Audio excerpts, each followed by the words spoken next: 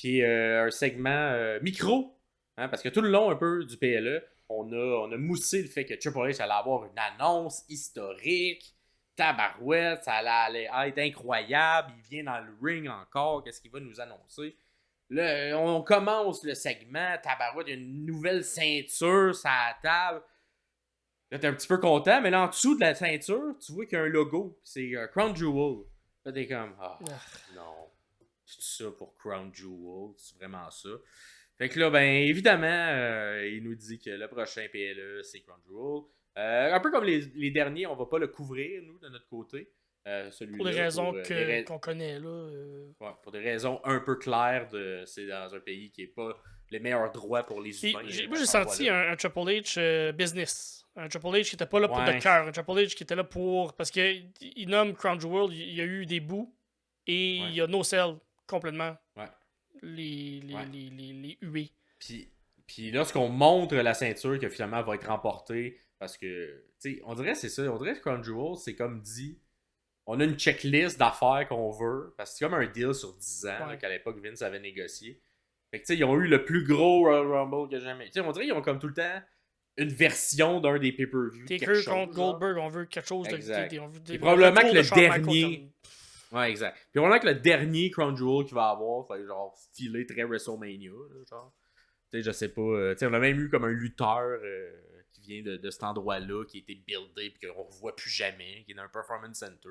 Je sais pas si un maintenant on va le ramener. Il y avait eu une victoire. Mansour, qui est rendu dans le MXM Collection. C'est-tu lui? Non? Ouais, c'est lui? Ben, oui. Hmm. Pierre-Paul, tu nous diras si j'ai raison ou si je suis complètement dans le champ. On revenait dans les cage matchs. C'était quoi dans un des matchs? Mais je sais qu'il y a eu une victoire dans un des trucs. Mais bref, tout ça, à chaque fois, je suis genre, on veut tout le temps faire ça gros, plus gros. Fait que là, c'est que on n'aura pas une ceinture qui va jouer. Ça va être une nouvelle ceinture remplie de diamants, 14 carats, où les deux champions vont se battre. Un peu comme des trophées qu'ils donnent, un peu comme des ceintures, je sais pas quoi. C'était plein de bébelles. Là. Fait que là, les deux champions. Ce qui est intéressant, que les deux champions s'affrontent, là. Mais qu'il n'y a pas les ceintures qu'ils ont en jeu, mais que c'est une nouvelle bébelle qui va juste rester pour cet événement-là. Je sais même pas si ça va être ramené dans un autre Crown Jewel, cette gimmick-là. Le trophée du Biggest Royal Rumble que je pense que Braun avait gagné dans le temps, ça n'a jamais été utilisé, ça n'a jamais été mis de l'avant, ça s'est perdu à quelque part dans l'univers ou en Arabie Saoudite, là, c'est resté là. Exact. Fait que c'est tout le temps un peu construit bizarre, ces PLE-là. Puis, mettons aussi sur. Maintenant, on dirait que ça apparaît encore plus, parce que sur le long.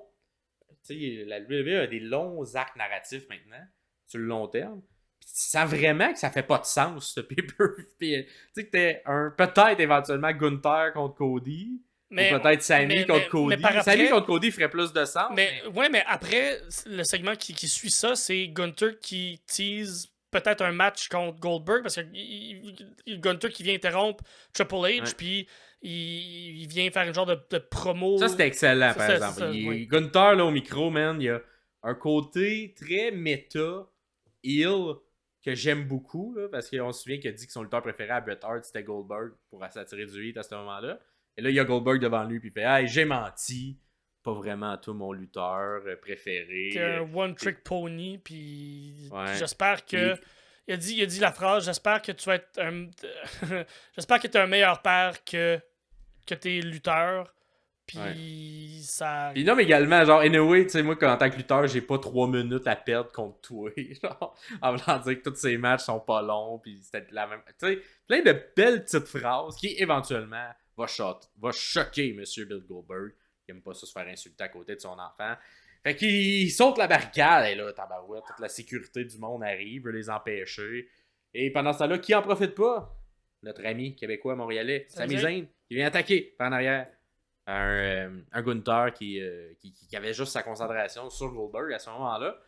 Et j'ai pas eu ça. T'sais, tout ce segment-là, j'ai bien aimé comment on l'a fait. J'enlèverais juste le côté que ça a été créé pour promouvoir un peu Crown Jewel. Ouais. Mais j'ai aimé qu'on utilise quand même cet endroit-là pour promouvoir le Raw, que nous, on n'a pas vu encore, qui est ce soir, pour vous. Donc, est-ce que... Où tu penses que ça s'en va? Parce que moi, j'ai peut-être une petite théorie. J'ai aucune idée. J'ai aucune espèce d'idée. Je vais te dire ce que je pense. Là, évidemment, vous avez déjà vu Raw, vous allez le voir tantôt. Fait que peut-être que ça arrivera vraiment pas. Mais on dirait que la manière qu'elle s'est construite, peut-être que Sami va gagner contre Gunther. Va avoir un règne. Parce que Sami est quand même mis de l'avant de la part du booking de la WWE en Arabie Saoudite. Pour un peu des raisons politiques aussi. C'est un peu comme on met les femmes de l'avant, parce que les femmes n'ont pas beaucoup de droits. Mm-hmm. Ben, les gens qui viennent de la Syrie n'ont pas beaucoup de droits non plus. C'est un peu l'ennemi de ce pays-là. Et Sami, il y a les premières fois qu'on allait à Crown Jewel, il ne pouvait même pas rentrer. Là. Il était banni. Owens, il ne l'avait pas accepté. Il n'avait pas été. Bref. Et là, tranquillement, pas vite, on a fait accepter ça. On a mis Sami sur des cartes. Là, je suis comme, ils vont-tu oser mettre Sami, genre, champion dans leur match champion contre champion contre un Sami Zayn? Parce que et ce qui coûte le match de lundi à Raw, ça soit un Goldberg qui est dans la salle, qui vient déconcentrer Gunther, et que là, on fasse un autre match à Crown Jewel, Gunther contre Goldberg pour ce PLE-là, et que par la suite, ben, on redonnera la ceinture à Gunther parce que c'est juste comme une histoire dans le temps qui reste là. Écoute, on dirait que ça ferait plus de sens d'avoir Cody contre Sami, surtout avec ce qui s'est passé, qu'on y viendra à la toute fin, même après le PLE. Ça pourrait être une manière de ramener Sami qui vient tourner autour de l'aura de l'histoire du Bloodline, veux pas.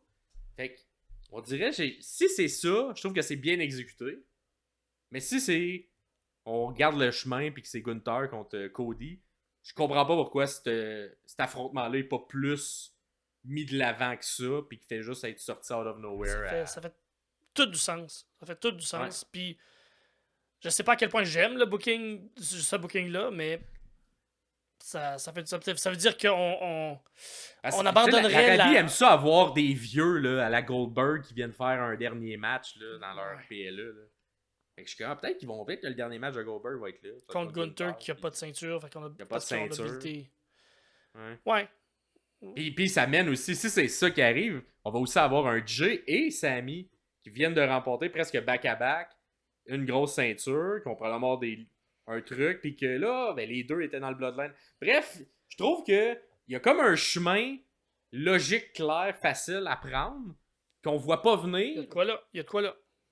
Mais lorsque tout va... Si c'est ce qu'ils décident de faire, on va voir les cartes se mettre en place. On va être tabarouette, c'est tellement logique que tout se fasse. Puis s'il y en a un qui mérite, je pense, d'avoir un règne dans un Raw, un peu comme un Mick Foley, c'est un Sami Zayn. Ça arrive un peu de nulle part qu'on le donne gratuit à télé parce qu'il est tellement un aura qu'on l'aime que là, tu le donnes, paf, dans un Raw, un peu de manière surprenante contre Gunther. Puis ça continue de construire aussi le fait que Sami a le numéro de Gunther. Fait qu'écoute, avec ce qu'on a installé, on dirait que j'ai beaucoup de choses en place pour faire. Est-ce que Sami, ce soir, ou vous l'avez déjà vu, va gagner ce match-là? Wow. Fait que je te dis ça. Je te dis ma théorie. C'est moi qui essaie d'écrire trop, mais il me semble, logiquement, ça fait plus de sens, ce booking-là. Tout du sens. Fait que, à voir. On va voir c'est ce qui va s'étaler devant nous. Il n'y a pas de questionnaire pour le Raw, mais voici, je vous ai dit, ça serait quoi mon booking du Raw que vous voyez ce soir. Puis si c'est ça, ben, ça va être incroyable parce que ça va tout être un Raw si tout ça arrive. Oui. Fait que, ben, sinon, ce segment-là, ben, c'était correct. Bien aimé. Bravo Gunther d'avoir relevé ce segment-là. Mais clairement, c'était mis dans le but de promouvoir le PLE qu'on n'aime pas, nous, au sommelier. Fait que, on va pas plus en parler que ça.